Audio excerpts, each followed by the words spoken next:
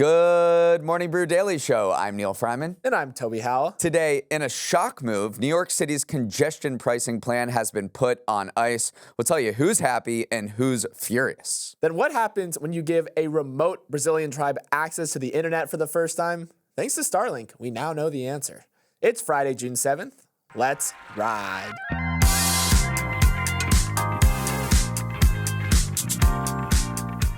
Is the United States a cricket powerhouse? Some are saying after Team USA pulled off a shock upset of Pakistan yesterday in the T20 World Cup in Texas. Pakistan has won the tournament before, and they're currently number 6 in the world. So it isn't a stretch to say that this is one of the biggest upsets in the sport's history.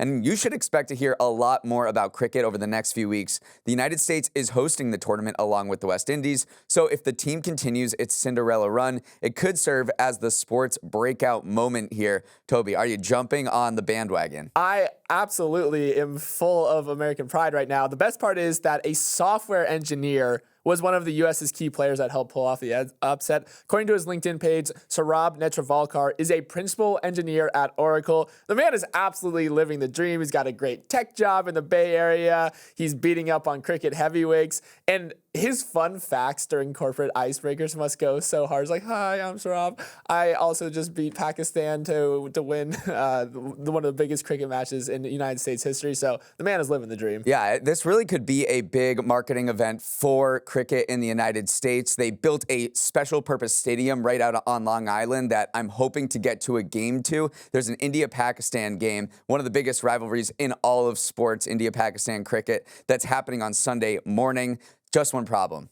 Tickets are over $700 to get in, which is a good sign, kind of, and it shows how people are super interested in cricket. And I think if the Team USA continues to do well, we could only see the sport grow here. Now let's hear a word from our Purple Prince, Yahoo Finance. The reason why Yahoo Finance is so fun to talk about for you guys is that Neal and I actually use this platform. Right. If you want to check out how much Nvidia has jumped in a year, head to Yahoo Finance. If you want to see how the jobs report that comes out later today is going to affect the market, head to Yahoo Finance. Or if you just like the color purple, head to Yahoo Finance. We are on that platform every day for the trusted news and insights, as well as the real-time market data it provides. So if you want to be like MBD, head to Yahoo Finance. Download the Yahoo Finance app on the Play or App Store for real-time alerts on news and insights tailored to your portfolio. He wears leather jackets, he signs shirts, he single-handedly props up the entire S&P 500. It's Jensen Huang's world, and we're just living in it. On the cusp of Nvidia's stock split later today, let's take a dive into the Jensanity, sweeping the world of AI and your portfolio. Nvidia is conducting a 10-to-1 stock split today to make stock ownership more accessible to employees and investors. If you're lucky enough to own some Nvidia shares, the economic value of your holdings won't change. You just will own 10 smaller shares priced around $120 instead of one big $1,200 one. But it will do nothing to slow Nvidia's roll. Nvidia has gained more than $2 trillion in market value this year alone. That is more than the entire valuation of Meta.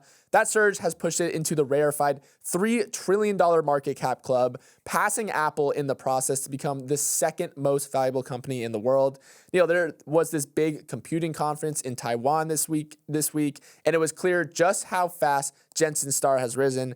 Everywhere he went, people cheered. They asked him to sign their GPUs or their blouses in the case of one viral woman. It's Jensanity. It's Jensanity. Let's start with the stock split and then get into Jensanity a little bit. So this is a 10-to-1 stock split, and the way I like to think about this is if you own Nvidia, you have a slice of pizza. What they're doing is coming over to your slice of pizza, taking a pizza slicer, if that's what it's called, and just cutting it up into 10 smaller slices. You still have the same amount of pizza, but each slice is a little bit smaller, and the goal of a stock split is to entice more people to eat your pizza. If it's a little bit smaller, it's a little bit more manageable, it costs a little bit less to get in on the action and eat this pizza. So by cutting everything into 10, it doesn't change anything about the company at all. It still has the same market value, but they're hoping that people will look at the price of a share and say, oh, that's only $120. I think I'm gonna buy it, instead of, whoa, $1,200. It's a little bit scary. Warren Buffett is famous for never splitting his stock, which is why a single share of Berkshire Hathaway pathway is up over $500,000 per share right now. And so it has become common for companies to split their stock in order to juice demand for it. Right. It doesn't change anything about the fundamentals of a company, but interest does usually peak around stocks when a stock split is coming up. I mean, just think back to 2021. Tesla also did a stock split back then. It ran up, shares ran up 61% in the 2 weeks leading up to it. There's just a lot of interest and activity around the stock. Nvidia is also sweeping the options market right now. 19 out of 20 of the most actively traded options tied to Nvidia are set to expire on Wednesday at the end, or set to expire at the end of this week. So there's a bunch of short-term options activity around Nvidia right now tied to this enthusiasm around the stocks. Yeah, and we've been talking about Nvidia for the past year because they make the picks that arm the people who are doing the gold rush around AI. That's been the metaphor that's grown, that's emerged. But I would say this is the week that everyone kind of realized, wow, this guy Jensen, the CEO, is an absolute rock star, especially in his native Taiwan, where he grew up. I mean, every single move of his was followed, as you mentioned.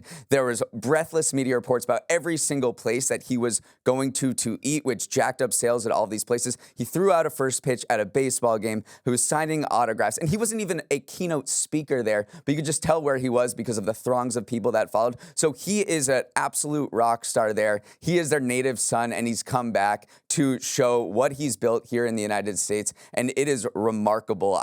The question here is, can anything slow Nvidia's roll right now? Yeah, let's just put into context how fast Nvidia has been rolling. The shares have gained more than 3,300% in the last 5 years. It took Apple about 3 years to go from a $2 trillion market cap to a $3 trillion one. Microsoft did it in quicker time, 2.5 years after hitting $2 trillion.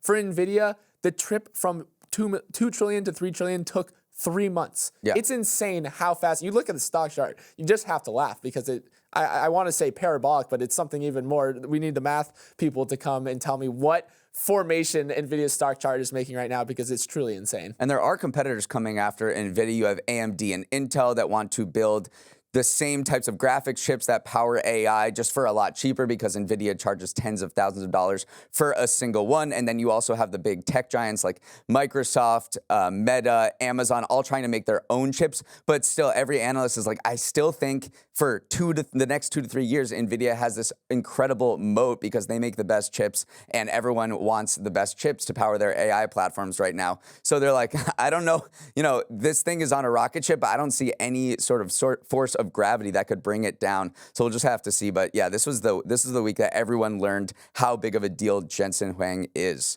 On June 30th, just a few weeks from now, a plan to charge vehicles entering New York City was supposed to go into effect in a first of its kind congestion pricing scheme in the US. Well, as you can gather from the words supposed to, it's not happening anymore. In a shocking 11th hour announcement, New York Governor Kathy Hochul said she was shelving the tolling plan despite having publicly supported it 2 weeks before, and the work on it having gone on for decades. Hochul playing the Uno reverse card flabbergasted environmentalists, transit advocates, and economists who consider the idea of taxing city driving a sensible way to curb emissions and invest in transit. The tolls collected from congestion pricing were going to send $1 billion each year to improve subway and bus service in the city. Now there could be a gaping budget hole. In defending the decision, Hochul argued that the $15 toll would put too much of a burden on lower-income residents who are already struggling with inflation. She added that the plan was hatched before the pandemic, when offices were full 5 days a week and tourism was at record highs. The economy was in a better place to absorb the driving tax then, she said. Still, Toby, I'm on urban planning Twitter.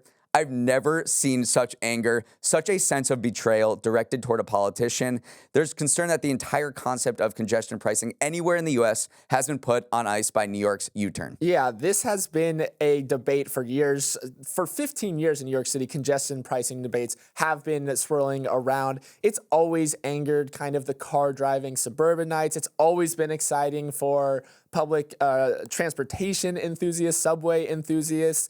The benefits were supposed to be that you were going to decrease traffic. It was supposed to decrease traffic by around 17%. That translates to around 120,000 cars per day. And by doing so, improve air quality in the process. And then the tolls were supposed to boost the MTA's, the Metropolitan Transit Authority's budget. And that's really, I think, the big fallout here is that there is now, as you put it, a gaping hole in their budget because they need that money to improve the transportation infrastructure around New York City right now. Yeah, and critics of Hochul's move just say it's a pure political ploy because putting a tax on people is always just never going to be popular. And the majority of New York residents, and especially people in the suburbs in Long Island and in the Hudson Valley, did oppose this plan. The majority were against it. And I think a lot of other Democratic politicians looked at what Hochul did and they were like, well, you know, the election year coming up, like, this is kind of okay. And then the advocates on the other side say, yes, putting a tax on driving is never going to be popular, but you just do it. And eventually the benefits will emerge and the transit becomes better. And over time, people see the benefits and you just kind of have to do it. But there's a reason that the other climate policy of the United States is more incentive-based than tax-based. If you look at the Inflation Reduction Act of Biden, which is the biggest climate policy ever in the history of the United States, most of that is carrots and not sticks. It's providing subsidies and tax incentives to companies instead of imposing a tax. And you just see how hard it is politically to get a tax like this across the finish line. We were almost there, just a few weeks away, but I think this is sort of dejecting and depressing for a lot of people who wanted this to happen, because if it can't happen in New York City, it's not likely to happen anywhere else in the United States. It is in cities across the world, Singapore, London, Stockholm, but if it can't happen in New York, it's very tough to get it in, you know, LA or anywhere else. It was a bummer because this felt like the shot, and it was kind of taken out from under us at the 11th hour.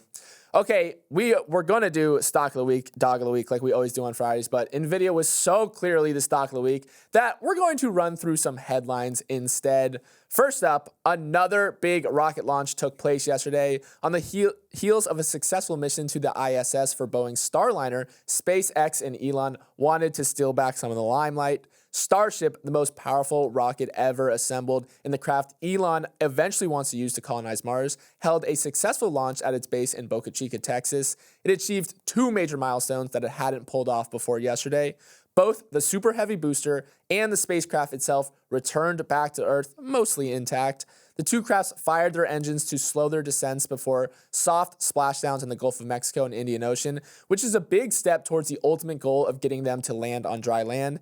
It wasn't a perfect flight. As we were watching Starship falling back to Earth yesterday, we could literally see parts disintegrating under the intense heat before our eyes. But still, this was a successful mission. Definitely a successful mission. And you have to look at NASA headquarters right now in Houston. They're probably starting to drink, I don't know, in like 2 hours from now, because their plan of offloading spaceflight is starting to finally come into fruition. You had both Boeing and SpaceX, the companies they awarded contracts to 10 years ago, literally flying rockets at the same time. You had Starliner linking up with the ISS. Meanwhile, you had Starship from SpaceX blasting off and improving every single time in its fourth mission. So their plan 10 years later, rocket science is hard, is finally starting to come into being. So it's pretty cool to see. A major central bank cut interest rates yesterday after making significant progress on bringing down inflation. Unfortunately, it wasn't the U.S. Federal Reserve. It was the European Central Bank, which lowered rates by 0.25 percentage point. It is a milestone event that shows how economic officials around the world are starting to loosen up their ultra-tight monetary policy as inflation has subsided. The ECB is the first major central bank to lower borrowing costs, which it said was justified after Eurozone inflation in May fell to just 2.6%, down from a peak of 10.6%. The question now is, what will the Fed do? Central bankers are clickier than your three-person group chat. So when one takes action, the others tend to follow. Your move, Jerome Powell. Yeah, and the answer probably is that Jerome Powell doesn't really care about what anyone else around the world is doing because, I don't know, this is America. We are definitely paying more attention to domestic macroeconomic data than what other international banks are doing. And you're right, though. There is a tide swelling because Sweden and Switzerland's central banks also both announced rate cuts this year already. Canada, too, became the first G7 nation to slash rates back on Wednesday. So there is definitely some movement around here. But again, the Fed is probably going to just pay close attention to the data that actually moves the needle for us, which stateside, which is labor, consumer indicators, how consumers are spending, and what those inflation numbers actually are here. So we have to wait till September, it seems like. yeah, that is wake me up when September rate cuts happen. That was okay. Your final headline is this: the FDA has reversed its ban on Juul e-cigarettes. While it spends time reviewing court decisions and looking over new info provided by the vape maker, the agency will allow Juul products to stay in stores. Remember, back in 2022, the FDA ordered Juul to halt its sales, but then a month later said, okay, you can keep selling while we review your appeal. And as of yesterday, the agency placed the products back under scientific review, which takes us full circle, essentially moving Juul back to its original regulatory position before the 2022 ban. It's a little confusing, but this move paves the way for their products to be federally cleared and get out from this regulatory purgatory. Neal, what's behind the FDA's decision here? I mean, it seems like the FDA doesn't really know how to address e-cigarette use. There's been a lot of ham-fisted policies that they aren't exactly sure how they're going to move forward with this, but I think the e-cigarette peak has kind of passed anyway. And the big thing now in terms of nicotine is these smokeless pouches like Zyn, and other smokeless products accounted for 40% of all Philip Morris revenue. So this is the new waves. E-cigarette use like Juul peaked in 2019. And Juul as a company has just utterly collapsed under all this regulatory scrutiny, this red tape, and just people moving on to other products like Chinese disposable vapes coming in. I mean, Juul was worth $38 billion when Altria bought a 35% stake in it. And then it cut down the valuation to just $450 million by 2022, which is 3.5% of the original valuation. So some look at Altria, which is the maker of Marlboro, that investment in Juul as one of the worst corporate decisions in history. Yeah, it is a little too little, too late for Juul, because you're right. People have moved on. The kids are doing upper deckies. They got their Zins in these days, so too little, too late. Up next, would you use a dating app designed by your city? Hinge, Tinder, and Bumble are facing a new competitor on the dating app landscape: the city of Tokyo. Yes, the Tokyo government is planning to launch a dating app in the summer, not necessarily to challenge Tinder, but to try to get more of its residents married and reverse an alarming decline in population. The country's birth rate has fallen to an all-time low, and last year there were just 474,000 marriages, a 6% annual decline, and the least amount in nearly a century. By 2070, the population of Japan is expected to decline by 30% to 87 million, while 4 in 10 people will be over the age of 65.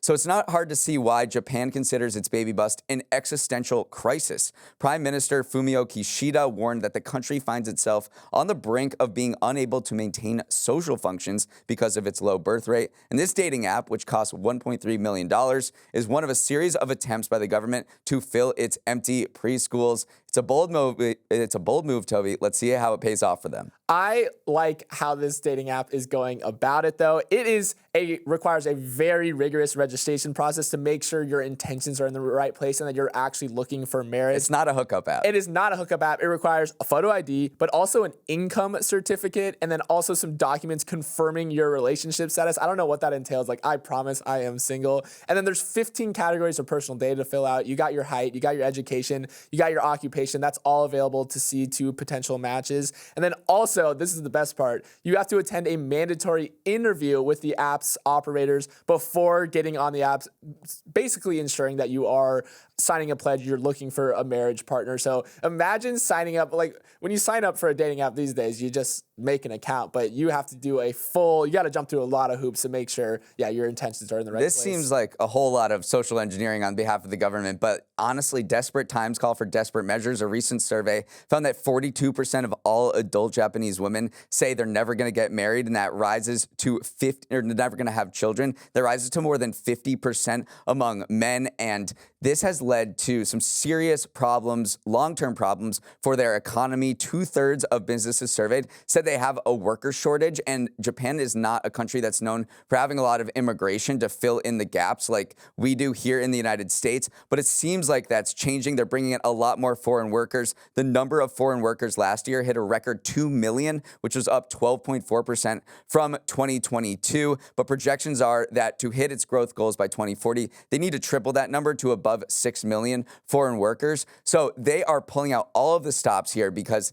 this is something that tumbles where there's fewer babies, fewer people working, fewer people having kids in the future. And people like Elon Musk have warned that this population decline, which is not just happening in Japan, it's happening in South Korea, it's happening in Russia, is a far bigger existential crisis for the human race than global warming. The Javari Valley is one of the most isolated places on Earth. It is an indigenous territory in Brazil where the Marabo people live. It also just got internet connection thanks to Elon's Starlink satellites. It's an interesting experiment. What happens when a remote tribe gets access to the internet for the first time? Well, pretty much exactly what you'd expect. The tribe has only had Starlink for 9 months, but the New York Times already reports that there are teenagers glued to their phones, group chats filled with gossip, addictions to social media, violent video games getting played, and of course, people watching explicit content. The Marabo tribe has essentially sped run the last 30 years of existing online to arrive at the same dilemmas we all struggle with. To be fair, there has been a lot of good to come from the tribe's connection to the outside world, jobs, education, and expanded community. But with the good comes the bad. Neal, this story is wild, starting with how they got Starlink to their village in the first place. Yeah, so an activist working with the indigenous tribes in this area saw an American woman speak at a space conference, and they contacted her via video. It turns out this woman has done various projects all over the world, and they asked for Starlink satellites to come to their village and provide internet access. So they sent this video. She saw it, did the math, and it cost about $15,000 to get 20 antennas down there. And she was like, sure, I'll do it. So they sent out this cold outreach, and she came there with a bunch of other people. They carry these antennas through the jungle, set them up, and then all of a sudden, for the first time ever, you had people connected to the internet. It's been fascinating to watch what has happened, and seeing what happened over 9 months is kind of like us watching what happened to the human race over the past 30 years, to where we've gotten internet. And honestly, it's the same struggles, it's the same pros, it's the same cons. Right, and the reason why it's such high stakes here, though, because in this village, if you don't hunt, if you don't fish, you do not eat. So procrastination and wasting time on the internet has much higher stakes there. So quickly, they realized they had to install limits on how much internet access people had. So the internet switches on for only 2 hours in the morning, 5 hours in the evening, and then on the weekends, it switches on for the whole time. But yeah, right now, we'll talk about the benefits too, because the biggest benefits have been, especially in emergencies, say you have a snake bite or something, you can quickly contact the outside world, get a helicopter there. It made the calls instantaneous versus they were using radios in the past. So it's already saved some lives, the tribe said. But yeah, it's also brought the bad. Anything good it brings, it feels like the other side of the coin, it brings something bad. Yes, it's opened new job and education opportunities, but it's also given illegal loggers and miners in the Amazon a new tool to communicate, a new tool to evade authorities. And yes, the Marabo people can communicate better, but they're also addicted to their phones now and less interested in some of the traditions that have been in the tribe for centuries. So the good and the bad, it's a double-sided sword for sure. But here's the bottom line. They all say, we're not giving it up. Yes, it comes with both, and it comes with both sides. But for the most part, on net, it is good for them, they say. And it doesn't even matter because it's there. And the fact that it's there means it's always going to be there. And the same with us. We're not going back to a time before the internet. And so we do have to live with the good. We do have to live with the bad. And we just have to make sure we maximize the good while minimizing the bad. This was my favorite part. The end of the article, one elder in the tribe said, young people have gotten lazy because of the internet. And then she paused and added, but please don't take our internet away. And that sums it up well right there. It is also pretty remarkable how much Starlink, the company, is going to change people's lives because it's providing internet access for remote people all over the world. They've never had internet before. It's not just happening in the Amazon. It's happening all over the world in war-torn areas, helping out with humanitarian disasters. So Starlink, under the radar, this satellite internet business is really changing the world under our feet. If you haven't called your grandma in a long time, tonight might be the time to reach out. Pat Sajak will host his final Wheel of Fortune episode this evening after more than 40 years and 8,000 episodes making fun of contestants for not knowing common phrases. What a run it's been. Sajak started spinning the wheel in 1981 after show creator Merv Griffin plucked him from a job as a TV weatherman in Los Angeles. Vanna White joined a year later, and the dynamic duo have been a ratings juggernaut ever since. Wheel of Fortune peaked in popularity in the 1980s when it had a nightly audience of more than 40 million viewers.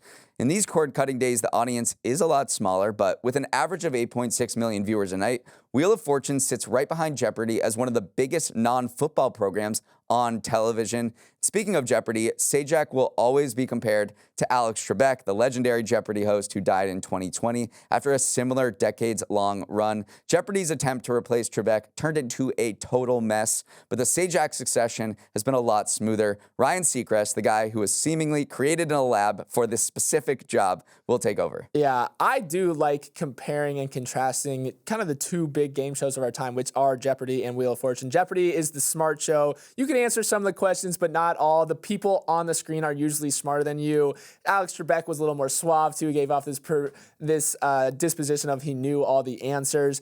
Wheel of Fortune, in contrast, is very much easy to understand. You get this smug sense of security sitting on your couch saying, how do they not know the answer to this? It's two different emotions, but both are effective. And Sajak and Trebek both channeled those emotions very well as the hosts of the respective programs. And Wheel of Fortune's done a good job of capturing viral moments. Yes. I mean, that over the past few years, a lot of times that people's funny answers that may have been extremely wrong or not knowing have gone viral on social media. And I think that kind of juices interest in Wheel of Fortune every few months or so. There was one a few weeks ago that went viral where a contestant looked at a board and said, and guessed and tried to solve the puzzle and said, right in the butt, when instead it was just, this is the best. and just to speak to Pat Sajak, the contestant afterwards gave some interviews and said they paused the show after that. Pat Sajak came over, consoled him a little bit, talked with him about it, and he was like, Pat was such a professional. Like, he really made me feel good about it. So that's just one little anecdote of how Pat was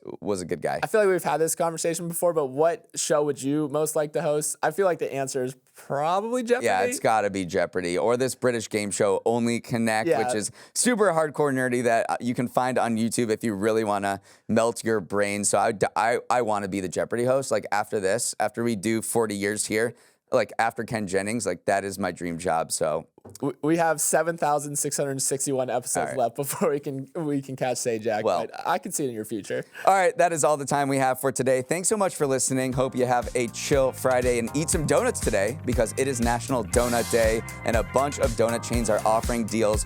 What is your favorite donut? Boston cream, easy. I love a Boston cream. All right, for any feedback on the show, our inbox is open 24/7. The email address is morningbrewdaily@morningbrew.com.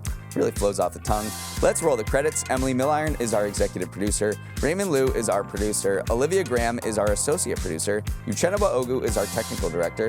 Billy Menino is on audio. Hair and makeup would like to buy a vowel. Devin Emery is our chief content officer, and our show's production of Morning Brew. Great show today, Neal. I wish you all well.